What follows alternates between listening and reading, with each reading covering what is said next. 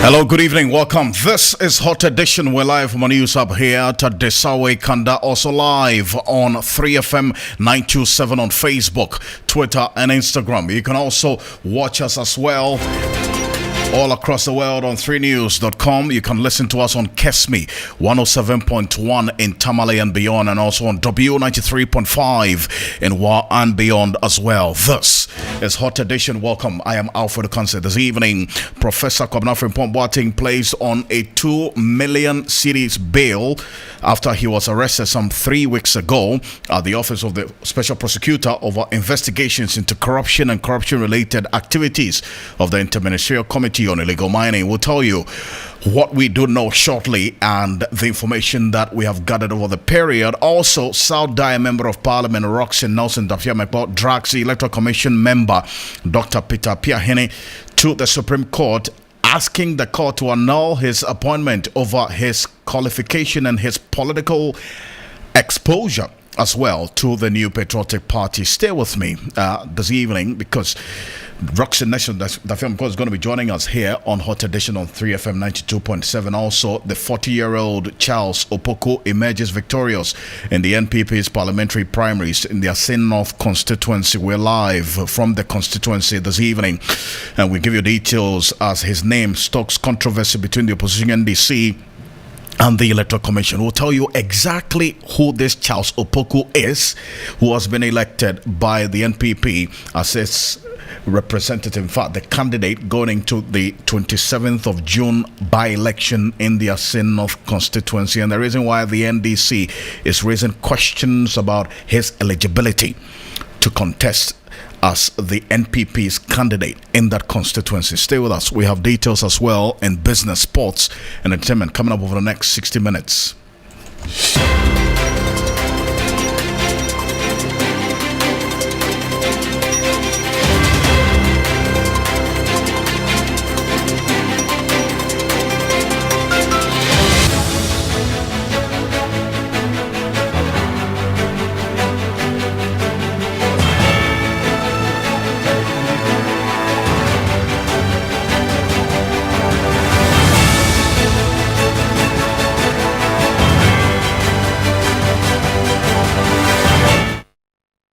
Let's get into the details now here on Hot Edition on 3FM 92.7. Now, as we're learning some minutes just gone by, the former Environment Minister, Professor Kwabena Frimpong has been placed on a 2 million cedi bail after he was arrested 3 weeks ago at the office of the Special Prosecutor by an official from the Criminal Investigations Department, CID.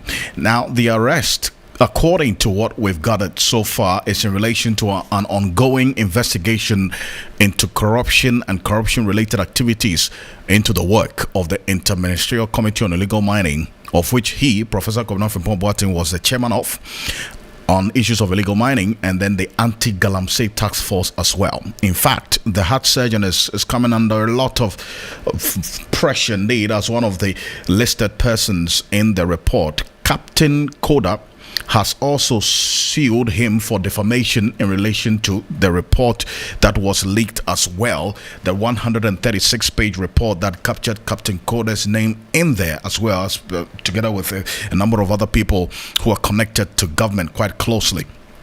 Now, that's the latest into this particular one. So that's the information that we do have here on Hot Edition on 3FM 92.7. And this is something we've been monitoring quite closely, and how the details are playing out here. And indeed, we do know as well that the Office of Special Prosecutor invited him and for questioning, and then also to give details of his side of the report as well that was leaked. And that is what we're learning now, that the former Environment, Science, Technology, Innovation Minister, Professor Kwabena Frimpong, has been placed on a 2 million cedi bail after he was arrested 3 weeks ago at the office of the Special Prosecutor by an official of the Criminal Investigations Department of the Ghana Police Service. The arrest, according to what we know, is in relation to ongoing investigations into corruption and corruption-related activities into the work of the Interministerial Committee on Illegal Mining and the Anti-Galamsey Task Force. Adam Senano is a co-chair of the Citizens Movement Against Corruption and also monitoring how things are playing out quite closely. He is connected with us on the telephone. Mr. Senano, thank you so much for joining us. So this incident, we understand, happened some 3 weeks ago after he was invited, as a matter of fact, by the special prosecutor over the leaked report, and to also hear his side of it, and getting to know now that he has been granted bail. And in fact, there's another suit as well that has been filed by one Captain Koda, because his name was also mentioned in the leaked report as well. For you, since this report was leaked and now, and how things are played out, have your questions been answered? The urgent questions that you put out there when this report was made public? No, our questions have not been answered, and there does not appear to have been swift traction in terms of making an effort to come to a conclusion on the issues that were raised. And it's surprising because, for a person of the caliber of Professor Frimpong Boateng, one would lend a lot of credence to the kind of things he would say. So, no, we don't have satisfactory answers. I'm surprised that the report is saying he was arrested. If I would assume that the OSP would invite him to assist and not to arrest him. That would have been headline news because we would all be asking questions. So we need to find out if he was invited to assist. Was he bailed? Why would he have to be bailed? And what are the facts behind the matters? As it is, we are still waiting for answers to the questions that have been raised by his report. Now, at the time, I recall that you asked for a bipartisan investigation into this, and also possibly the establishment of an independent commission of inquiry to investigate it because of the persons who were captured in this report and how politically connected they are to this administration. That has also not been done, Mr. Sano, over the period. Have you received any responses to those requests that from your office you made? No, and you are quite right. I mean, given the fact that the persons highlighted by the report are still in government and have some roles in government, there is an urgent need to have a neutral, independent, objective investigation of these matters. And so it is worrying if they say that the OSP arrested him. One wants to be sure that whichever bodies are looking into this matter will stay neutral. We want to be sure that we don't have members or parties within these offices who may be trying to create confusion. Because my understanding is that this transpired a couple of weeks ago. Why all of a sudden today there is a reportage going around saying that he has been arrested when he was invited 2 weeks ago, and what that kind of reportage seeks to achieve, one would wonder. So we really need to ensure that all agencies, including the OSP, need to be neutral and make sure that they don't have some of their officers jumping the gun and creating chaos around this matter, because it is important for all of us as Ghanaians to get to the bottom of it. The professor would not take a stand on this issue if he was not certain about, the facts that he's giving out. Yes, there might be errors, but I would any day say that I believe that the professor has something he's sharing which is important for us to dig into and make sure that this country moves forward. And a very, very important point that you make there. And to the extent that if you look at the Constitution, the different institutions that can initiate the establishment of a commission of inquiry into such investigations include Parliament. And when this happened, when we spoke to members of Parliament, it was because they said they were on recess. Parliament has resumed now. What would you expect of Parliament because of how urgent and sensitive this matter is in terms of their involvement or their actions into initiating an investigation into this 136-page document that Professor Boateng authored? I think that this gives us an opportunity, because Parliament has reconvened, to ask the Speaker to avert his mind to this ongoing, and that it would be good if that Parliament also establishes a group to look at this matter. Yes, usually we see that the more you have different agencies looking at it from different perspectives, the more likely we are to, as it were, establish the facts from different perspectives. And so it would be a useful thing indeed if the Speaker and the leadership of Parliament averted their minds to this ongoing issue. Mr. I appreciate your time. I thank you so much for your thoughts on this, as always. And thank you for having me. Great.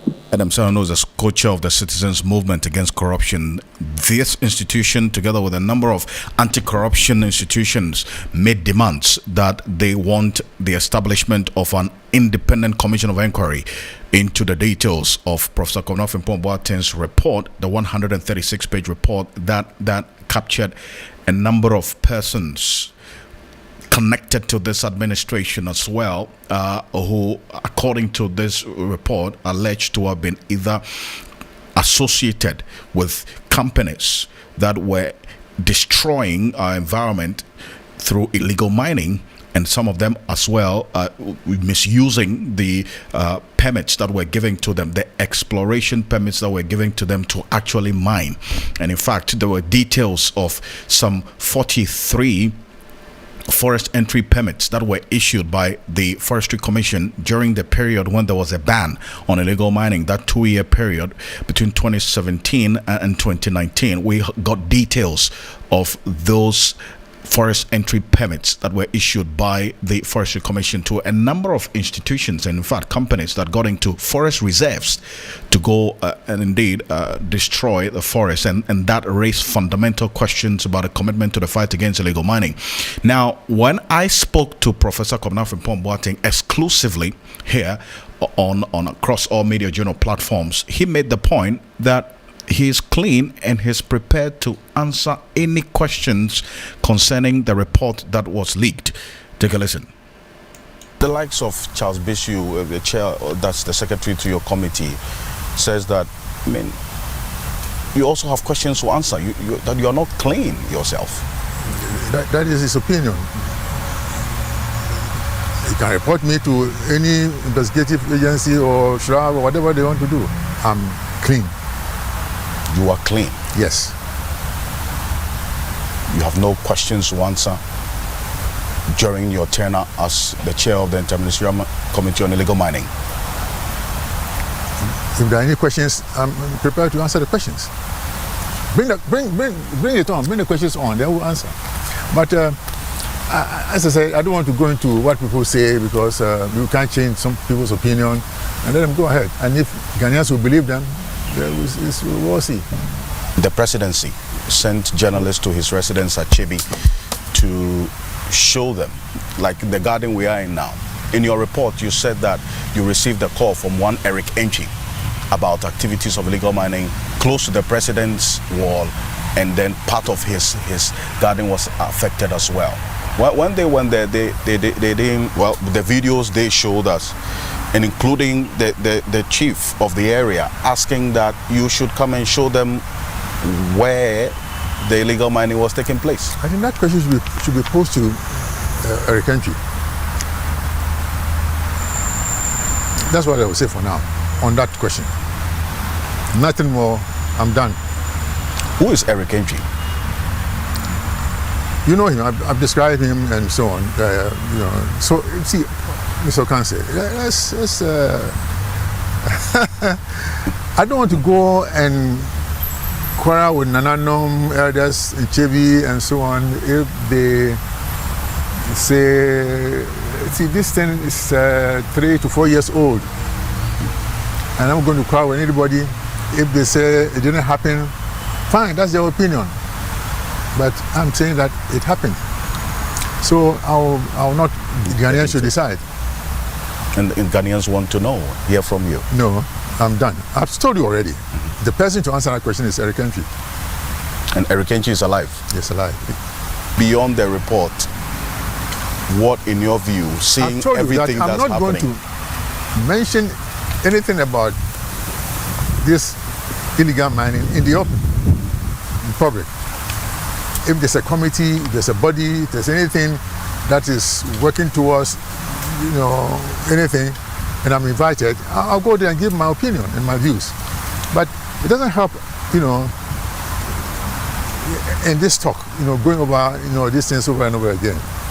You talked about the environment and some of the benefits in there. Well, so that's if this continues. Professor Kobna Frimpong Boateng in that exclusive interview that I had with him a couple of weeks ago on this, and he's insisting that indeed he stands by the details of this report and he's ready to speak to it at every forum. So that is in fact consistent with what the likes of Adam Senano have been talking about as well, and indeed how things are playing out. We're watching quite closely the details coming out from the Office of Special Prosecutor on this matter as well. This is Hot Edition on 3FM 92.7, some 17 minutes after 5. Now, so South Dai Member of Parliament Nelson Roxon Dafiamekpo has dragged the Electoral Commission member Dr. Peter Apiahene to the Supreme Court. In fact, the legislator argues that under Ghana's constitution, a person is not qualified to be an EC member if that person is a known sympathizer, a member or openly affiliated or identified with a registered political party in Ghana. If you recall, President Akufo-Addo in March this year swore in 3 new members of the electoral management body, including Dr. Apiahene. In fact, some civil society organizations comprising the Coalition of Domestic Election Observers, CODEO, CDD Ghana, Star Ghana, and the Civic Forum, all of them came out to raise questions about Dr. Peter Apiahene and the level of his political exposure. The president did not give heed to these concerns. Well, the law is going to be tested on this. Nelson Roxon Dafiamekpo is joining us on the telephone. He is a private legal practitioner and a member of parliament for the South Dai constituency. Honorable Nelson Roxon Dafiamekpo, thank you for your time on Hot Edition. So we've just seen a snippet of the... Thank you very much. It's a privilege to have joined you. As always. We've seen snippets of what you are asking for, but give us details of exactly what you are seeking the Supreme Court to take action on with respect to Dr. Peter Apiahene. So, firstly, I am asking for a declaration that upon a true and proper interpretation of the letter and spirit of Article 3 of the Constitution, Article 44 plus 1, Article 45, Article 46, Articles 284 and 296 of the Constitution 1992, a person is not qualified to be a member of the Electoral Commission body if that person is a non-sympathizer, a member or openly affiliate or identifies with a registered political party in the Republic of Ghana. Secondly, further praying the court for a declaration that upon a true and proper interpretation of the articles that have enumerated supra, a person who is a known sympathizer, a member, or who openly affiliates or identifies with a registered political party will be biased or prejudiced in his constitutional duties as a member of the Electoral Commission.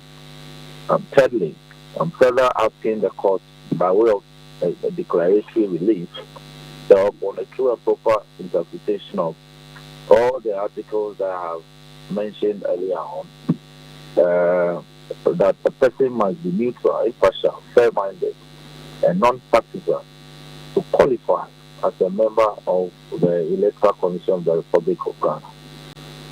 Fourthly, I am further praying the court to declare that upon a true and proper interpretation of all the articles I've mentioned, Dr. Apiahene is an open sympathizer and affiliate of the New Patriotic Party, and therefore is not qualified to be a member of the Electoral Commission. Fifthly, I am further asking that upon a true and proper interpretation of the articles I had mentioned, the appointment of the first defendant, which in this case is Dr. Apiahene, as a member of the Electoral Commission, is contrary to the letter and spirit of Articles 23, 44, 1, 45, 46, 284, and 296 for our Constitution of the State of Ghana the Constitution 1992 and therefore null and void and of no effect. Again, I'm asking for an order to revoke the appointment here in as a member of the Electoral Commission. And again, asking for an order by way of interlocutory injunction to restrain him from carrying himself as a member of the commission and therefore carrying out his constitutional duties until the final determination of this matter.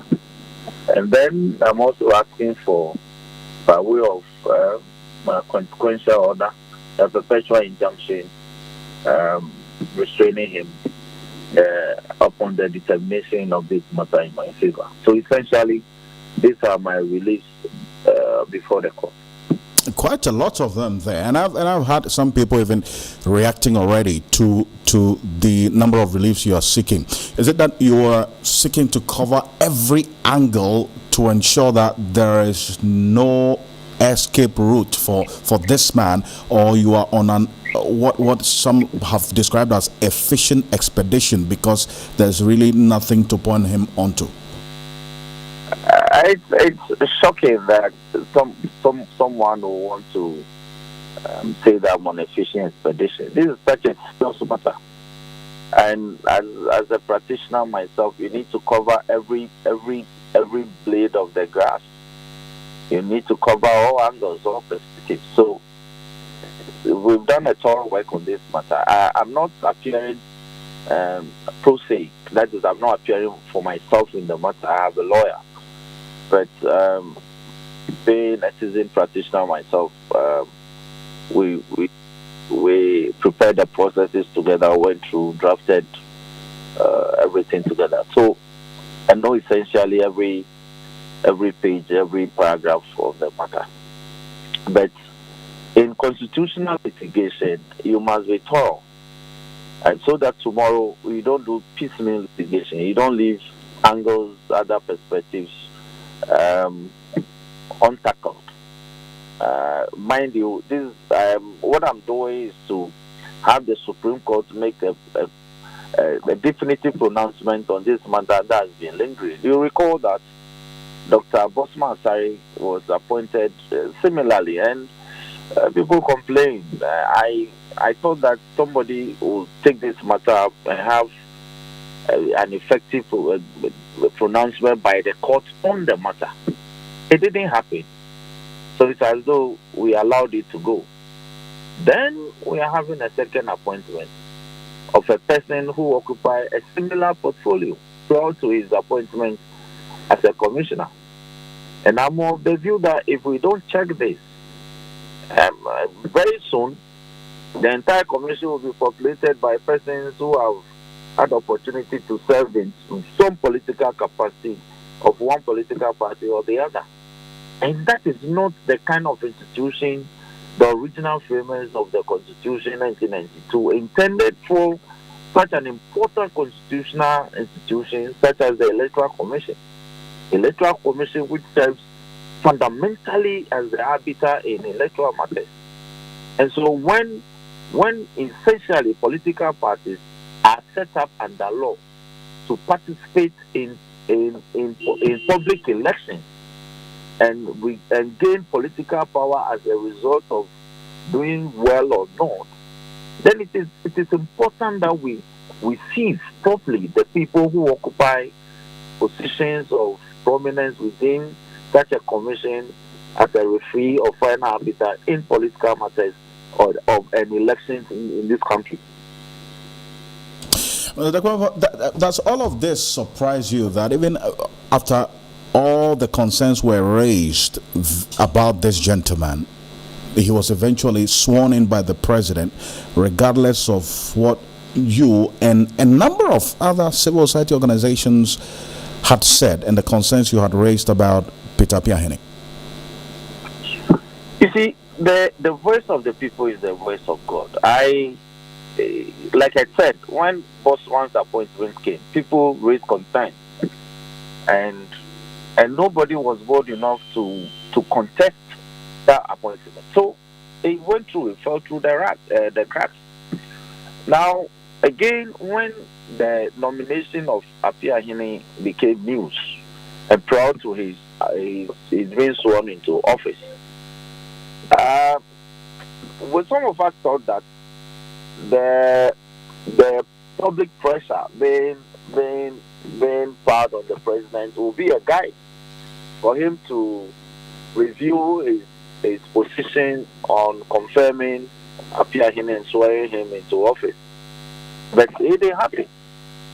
And so he came, he was nominated, appointed, and upon the advice of the Council of State, he was sworn in to serve as a commissioner. And go check the conditions of service of commissioners of the Electoral Commission. They are akin to Superior Court judges. So it is such an important position to occupy in this country. Particularly the impartiality of the occupants of those positions are so paramount, so cardinal to our democratic process. So cardinal. So I decided that, well, if I want to wait for somebody else to do this, apparently nobody will be bold enough to test it. Right. And let me say this, that there's nothing like a lose or a win in constitutional litigation. When you litigate a constitutional matter, it is to straighten the provisions that create doubt in the mind of either me or somebody else. So let nobody say that I will lose this case or I will win it. It's not about that. It's about having a good president to guide us going forward. That tomorrow, I can have, if the Supreme Court disagrees with me, that is fine. It means that tomorrow, I can have the chairman of my political party occupy, become the commissioner of the Electoral Commission. It's that simple. So, I am okay. Right. I am okay that I'm testing this matter in the Supreme Court. Honorable, I thank you so much for your thoughts as always, and we'll see how this case plays out. Appreciate your time. Okay, my brother. Great. It's my subject. Nelson Roxon Dapiamekpo is Member of Parliament for the South Dai constituency and an also private legal practitioner who has gone to the Supreme Court. In fact, he sued a member of the Electoral Commission, Dr. Peter Apiahene, who was recently appointed by President Akufo-Addo. He believes that Dr.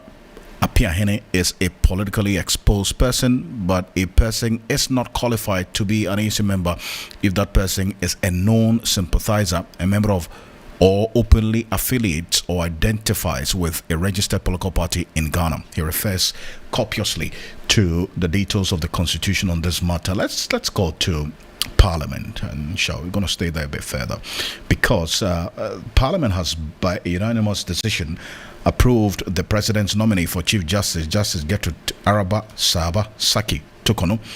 This was after the report of the Appointments Committee of Parliament was presented to the House by the chairman of the committee and debated on.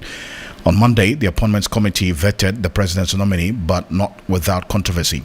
The minority, after the vetting, raised questions about the Supreme Court ruling on a former Member of Parliament, Asin North, James Echakwesen. The minority in which also said they would not approve the nominee until they get the details, the full judgment. However, giving that indication yesterday when they got the full judgment, they said that they will take part in the approval of the Chief Justice. Here are excerpts of what transpired on the floor of Parliament earlier today. The Speaker, on 2nd May 2023, His Excellency the President, in accordance with Article 114, Sub 1 of the 1992 Constitution, communicated to Parliament the nomination of Justice Gertrude Araba Saki Tokono for appointment as Chief Justice of the Republic of Ghana. The Speaker, the nominee asked questions, answered questions on issues relating to the staff, protest by the staff of the Judicial Service, independence of the judiciary, delays in appeal processes relating to contempt of court, legacy of the nominee as the Chief Justice, what we can expect of her, delays in reasoning judgment, and a host of others. The Speaker, after about 3.5 hours of grilling by members of the committee, members concluded that the nominee in public came to the conclusion that she showed character, competence, and dexterity in the knowledge of the law. She pledged to interpret the law without fear or favor if approved as the Chief Justice of the Republic of Ghana. The committee therefore recommends to the House to adopt its report by consensus and approve Justice Gertrude Araba Isaba Sakitokonu as the Chief Justice of the Republic of Ghana. I so move, Mr. Speaker. The country must have a Chief Justice. And a Chief Justice, Mr. Speaker, as you have observed, mutual respect, co-equal organs of state. There must be respect between us and them. And I believe that your guide here can be very, very useful. But independence of the judiciary should not be anybody's imagination. And then on the other issue, as I have said, I still share the view that we should limit the number of justices of the Supreme Court. Mr. Speaker, with these comments, as I have said, only a matter of natural progression for Justice Araba Esaba Tokono to be Chief Justice of Ghana, having risen from the High Court to the Court of Appeal, is only natural that if she's so chosen and recognized by the President, it will have our support. Let's all support her and wish her well, but she should discharge her duties without fear or favor, nor political influence, and uphold her judicial oath. Publicly coming out, running at them, should be discouraged. Take a particular subject matter or issue and criticize, not general statements. That one will impugn on the integrity, the reputation, the dignity, the authority of the judiciary. With this, I put the question. Those in favor, say aye. Those against, say no. The ayes have it.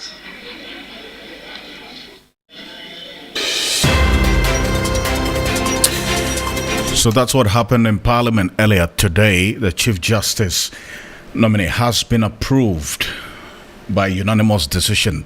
So we have a new Chief Justice now awaiting swearing in by the President. So in the coming days, we'll see that as well, and how things will play out. And this is Hot Edition on 3FM 92.7. Now, let's stay with issues of Parliament, but this time to the Asin North constituency, because earlier today, 40-year-old Charles Opoku has been elected as the NPP's parliamentary candidate in the June 27th by-election in the Asin North constituency. Charles Opoku obtained 392 votes to beat his closest contender, one Frederick Freeman, Amwa Che, who polled some 137 votes. Now, the party went to the polls to elect a parliamentary candidate for the much-anticipated June 27 by-election in the Asin North constituency. Two candidates put themselves up. Charles Opoku is one, and Frederick Freeman Amwache. Now, the constituency has become a hotbed of political activity within the last few days gone by, and already the NDC has fielded the former member of parliament for the area, James Jachakwesen, who is poised to recapture the seat after a Supreme Court ruling expunged his name from parliament over his dual citizenship. Now, he has sorted that out as far as things have played out. Let's quickly cross over to our reporter Komla Koche, who is in the constituency for updates on this. Komla, now we do know who has been elected by the MPP. What's the mood where you are and the people you've been interacting with so far? Well, I'm speaking to you currently from the Asin Breku and this happens to be the district capital. And I can tell you for certainty that the whole community has been charged. I think Beku has become the center of attraction. Why is it the center of attraction? Joe Question hails from Beku, and also Charles Okoku also hails from here. Now, Charles Okoku, we do know, even though he's not a resident voter, he does his voting and the business in the Taquan constituency. But I mean, the residents do not really care about that. What has been established is the fact that this is where he was born, this is where he was bred, and this is where his family actually is now. And so, after his election today, the people have now said that it's going to be a split decision that they need to make. Why is it a split decision? Because NDC's candidate is Joe Question and he's from People, and also Charles is also from the same place. And so the whole town has gone and walked. Just when the NDC completed the introduction of their candidate, just about 200 meters from where they had that is the constituency office where he was introducing the people. Then the NDC, James Question, who is the Battle MP,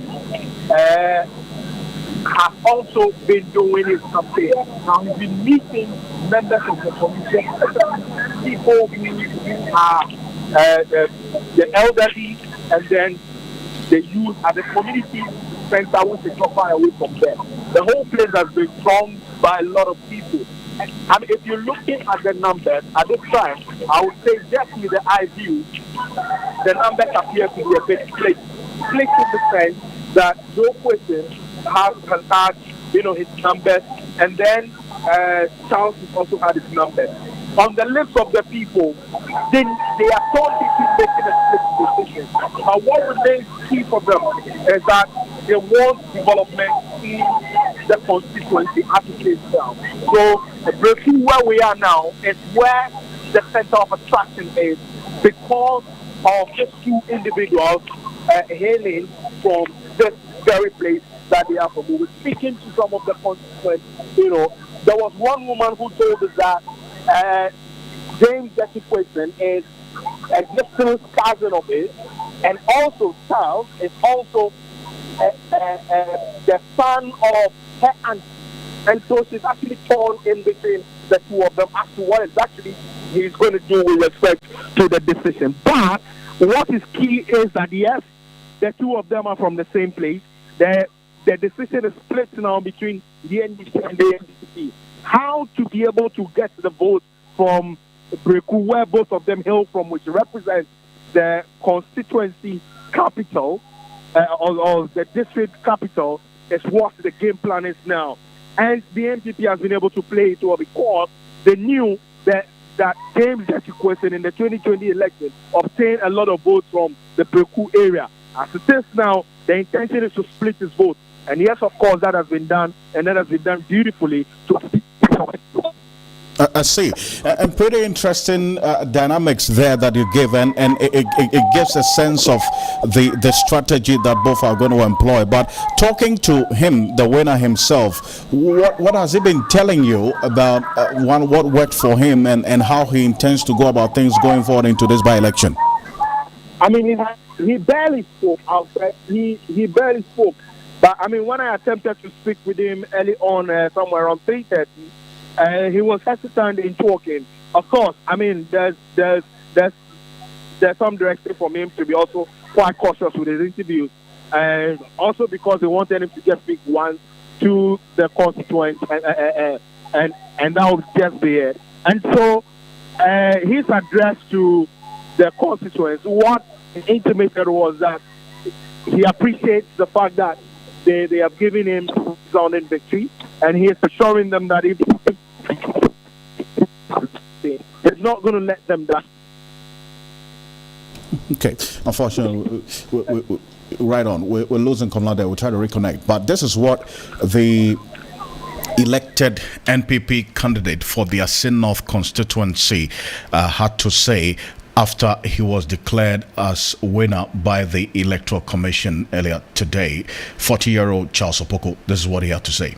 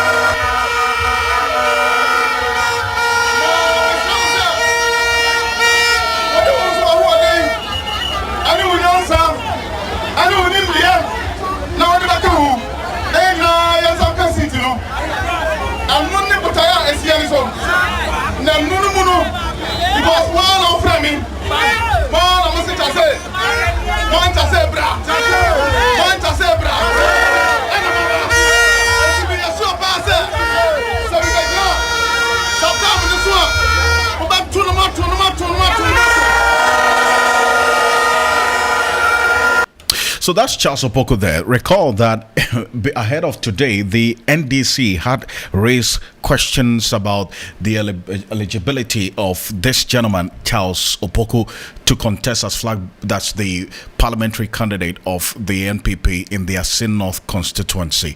Now, this has happened. In fact, there's been a back and forth between the Electoral Commission and also the NDC over this matter of Charles Opoko. But now he has been elected. The NDC raised questions about the fact that he is not a registered voter in that constituency, and the reason why his eligibility was contested. The Electoral Commission wrote back, making reference to the NDC's candidate in the that's the Kumewu by-election, who was not also a registered voter in the Kumewu constituency. Now, this back and forth has led to this. What we're saying now is what has happened with the NPP's election. But let's go back to the constituency. Kamala, how about James Achekwesing as well? Because we're picking information that there's some big wigs of the NDC who have moved into the constituency to campaign as well. What's happening? Well, Alfred, I can tell you that, yes, the big wigs are here. At this interaction with the people, Professor Tenano Pokwajiman is leading the big wigs for the NDC who are here tonight to do the campaign for James Achekwesing. So James Nano Pokwajiman is here. Nana Oye Bampo. Other MPs are here. A lot of the MPs are here and really wants to help James Achekwesing, you know, in doing the campaign and all that. In terms of what the strategy is, as Question is here, others who are also split in the hinterland doing, you know, what it is in terms of the coordination and then the campaign. So yes, the whole place has reached out. But I can tell you on the side of the NPP as well, a good number of them from the getting to the national youth organizer to the national organizer to the national coordinator. I mean, all of them are here, and then other big wigs are also here. But security in Asin North, I can tell you, Alfred, pretty tight. We have the formed police units who are patrolling it down ahead of this by-election, and you know they are leaving no stone unturned. And so what it is that they are doing everything possible to be able to ensure that there's a peaceful election. Great stuff. Kamala, I thank you so much for these updates. And let's hear from Judge James Achekwesing himself. Kamala Kluche spoke to him earlier today. Court is something you know, me, I'm on Rami, and Fabogan, yes, swine.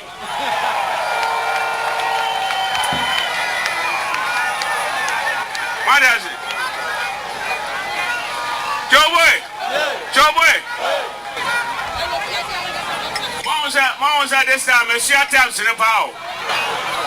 Since Monsieur Temps in here.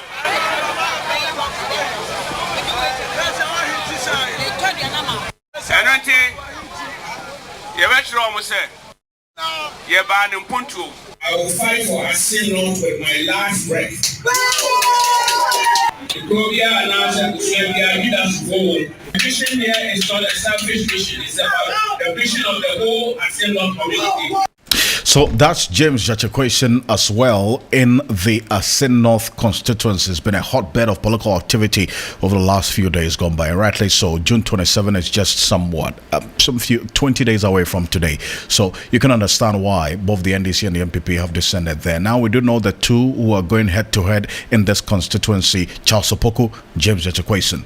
The battle lines have been drawn.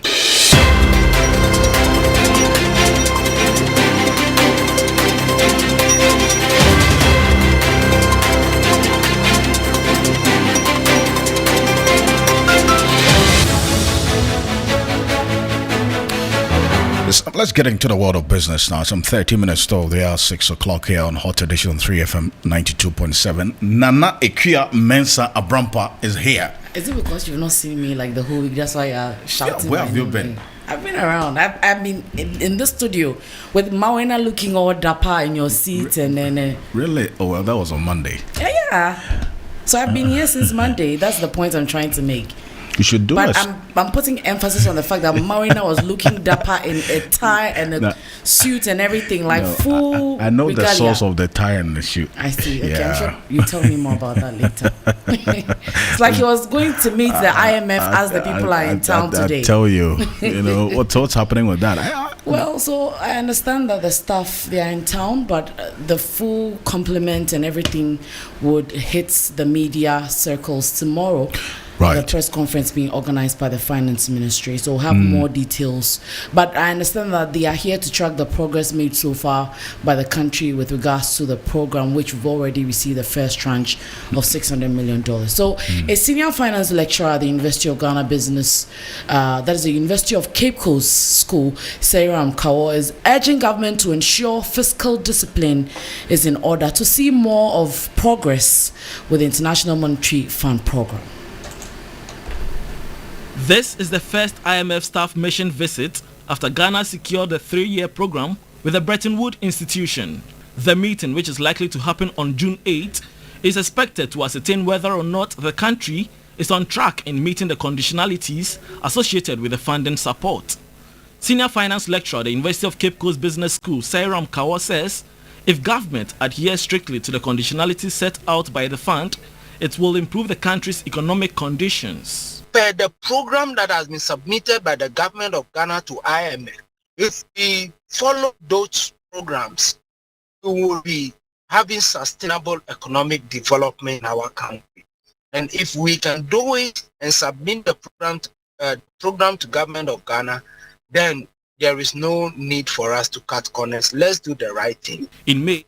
So that was a senior finance lecturer at the University of Cape Coast, Sairam Kawo. And a financial analyst, Dr. Benjamin Amoa, has also expressed optimism that Ghana will succeed with its debt restructuring program with the external creditors. Government has sent a proposal on the debt rework with a hope to cut about $10 billion out of the total $52 billion over the next 3 years to successfully implement the program. And speaking to 3 Business, the senior finance lecturer at the University of Ghana Business School said the first tranche of $600 million funding support from the IMF will serve as leverage to get the buy-in of the external creditors to support the country with its economic recovery. Some of our external debt creditors are really committed. Most importantly, with the IMF giving us the nod. We now have the backing of the Bretton Woods institution to make a request to these external creditors. We should not forget, on our side, we have succeeded largely in implementing the domestic debt exchange program. What we are working on now is with the pension funds, the independent power producers, cocoa board, and some few institutional bondholders who are yet to come on board. But if you look at the totality of the domestic debt exchange program, we have been successful. In addition to that, Government of Ghana has introduced new revenue enhancing channels. Think of the new taxes that were introduced, 3 of them. This is to add up to how much government is making by way of revenue. So on our part as a country, we have done what we have to do. We also need to understand that we are in a burden sharing situation where the creditors also have a responsibility to share in the burden. So it is now up to these external creditors to come on board and to support us. The borrower and the creditor must be prepared to share the burden.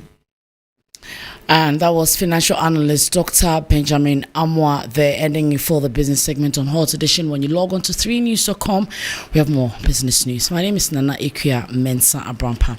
Oreku. Well, thank you very much. It's Charlie. Continue. I would have even looked better if I had 1 billion euros. The amount that Messi is turning down. I see. Yeah, he's turning down. He doesn't want to go to Saudi Arabia. Give me the contact there. Should give me the money. Can your skill match the money? It means football skills. Yeah, football skills. When we finish, we'll continue.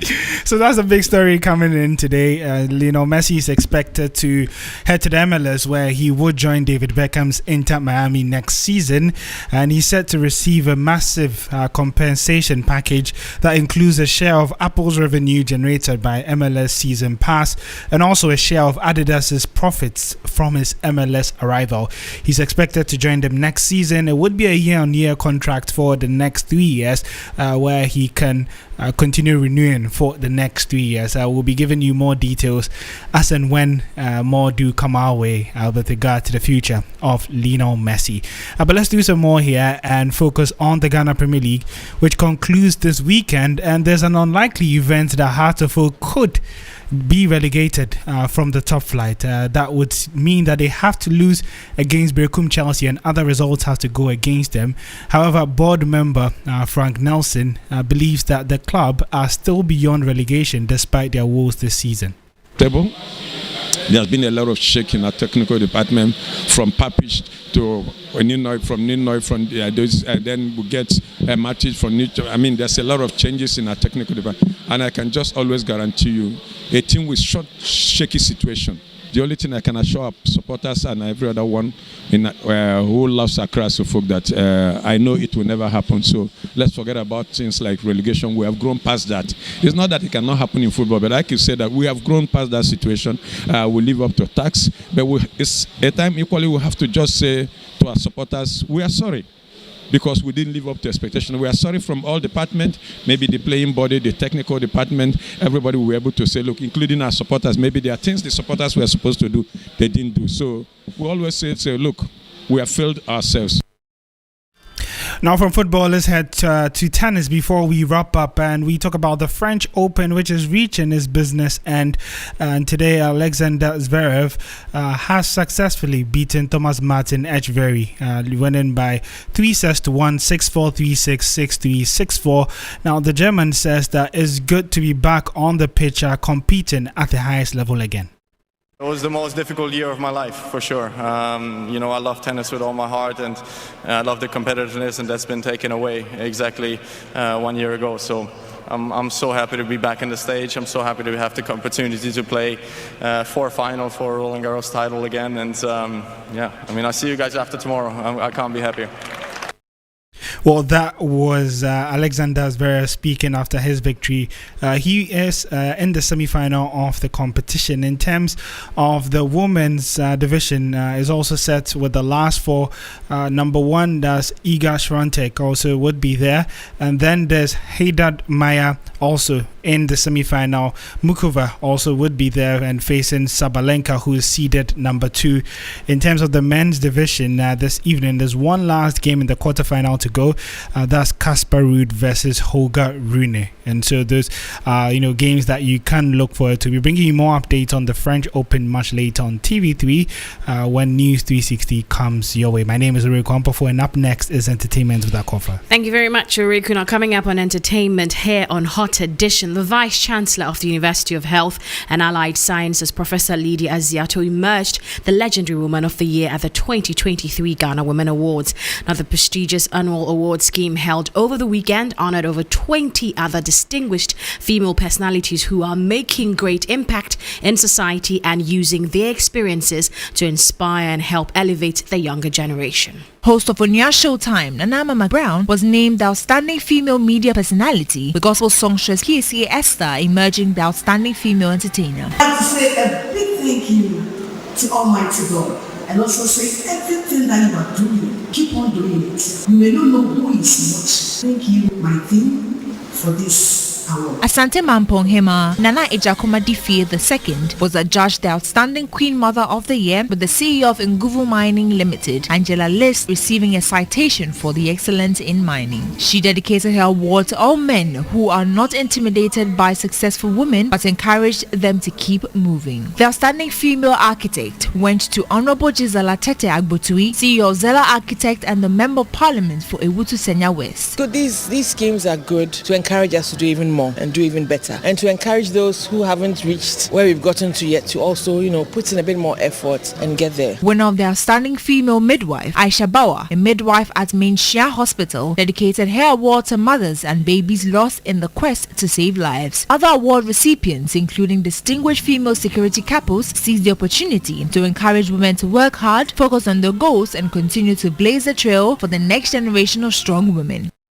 While staying a while longer on the Ghana Women Awards, the award recipients have encouraged women who face unfair criticisms to focus on their goals, work hard, and continue to blaze the trail for the next generation of strong women.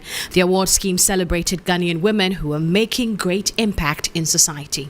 I would say that continue to push, step outside your comfort zone, like I've always been saying. That's where the goal accomplishment is. It's easy to be in your comfort zone, but once you dare yourself and push yourself, you continue to see results and you see the impact of what you're doing. I want to tell them that anything that you are doing, you may not know who is watching. Do it and do it well. Sometimes it's hard. People will discourage you, but don't be discouraged. Gather the momentum and go. What can I say? Just keep focused. I think there are just too many distractions, and sometimes you can lose focus. My main advice is for them to keep focused and to aim high, especially to our young girls. They can do whatever they aspire to be. To stay focused and determined to get what they want. I hope some of what we have done has taught parents that this side is not for those who don't do well. I'm hoping the youth will stay focused, make their decisions, sell it to their parents and be able to be in this part. To the youth, to all women, do not wait for opportunities. Prepare yourself behind the scenes. So when the opportunity comes, you fit the cap. And to wrap up, a book of condolence has been opened for the late Professor Amata Edu at W.E.B. Du Bois Memorial Center in Accra today, June 7. Dignitaries, friends, and stakeholders in the creative arts space made their way to the Du Bois Center to sign the book of condolence as they mourn the astute playwright, author, and poet. The family of the late writer will receive sympathizers at the Memorial Center till Friday, June 9. The Ghana Association of Writers and Pan-African Writers Association are expected to commiserate with the family on Friday. And that's all the entertainment news here on Hot Edition, powered by 3 Entertainment. My name is Akofa. Thank you for your company. Alfred? You're back? Yes, I'm back at 8 with Wind Down. Wind Down. Yes. Wind down as always. Anyway, and have a good I'll one. see you later on TV with when Ghana you knock Tonight. off, I start. Sorry? When you knock off, then I start. The moment I think I sign off at 9:55, so then I just be spying on the TV, and then you come in, and then I do that. We'll work it out. Yeah. Anyway, thank you. There's more news on 3news.com. Make some time and visit 3news.com. On behalf of the rest of the team, we thank you so much for staying with us here on Hot Edition on 3FM 92.7. Join me at 10 p.m. for Ghana Tonight on TV3. I am Alfred Ocansey. The drive continues with Giovanni, AJ Sapong, and DJ Faculty.